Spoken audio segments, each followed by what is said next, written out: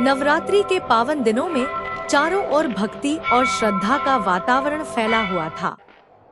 गांव के पास बने मां दुर्गा के मंदिर में सुबह शाम घंटियों की मधुर ध्वनि गूंजती रहती थी। उसी गांव के पास एक अद्भुत और तेजस्वी बाघ रहता था।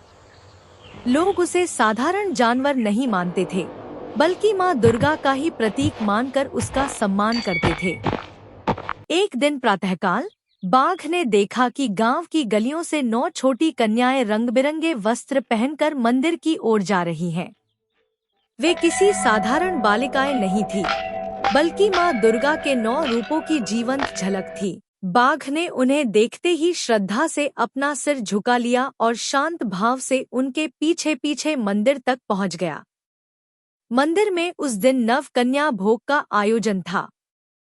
गांव की स्त्रियों ने प्रेम और भक्ति से पूरी, हलवा और चने का प्रसाद तैयार किया।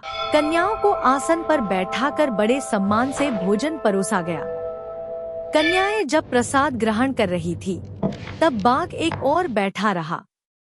उसकी आंखों में किसी भोजन की लालसा नहीं थी, बल्कि केवल मां की कृपा पाने की उत्कंठा थी। जब कन्याएं तृप्त होकर उठीं, तो उन्होंने बाघ की ओर देखा। वे मुस्कुराईं और एक एक करके अपने नन्हे हाथों से उसके सिर पर आशीर्वाद स्वरूप स्पर्श किया। उसी क्षण बाघ के चारों ओर एक दिव्य प्रकाश फैल गया। पूरे गांव ने देखा कि मानो स्वयं मां दुर्गा ने बाघ को आशीर्वाद देकर अपना वाहन स्वीकार कर लिया हो।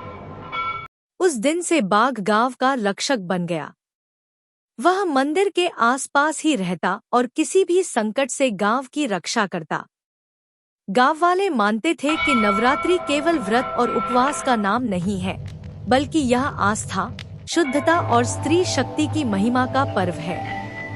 आज भी जब नवरात्रि आती है, लोग उस कथा को याद करते हैं कि कैसे मां दुर्गा ने 9 कन्याओं के माध्यम से एक बाघ को आशीर्वाद देकर उसे मंदिर का शाश्वत प्रहरी बना दिया।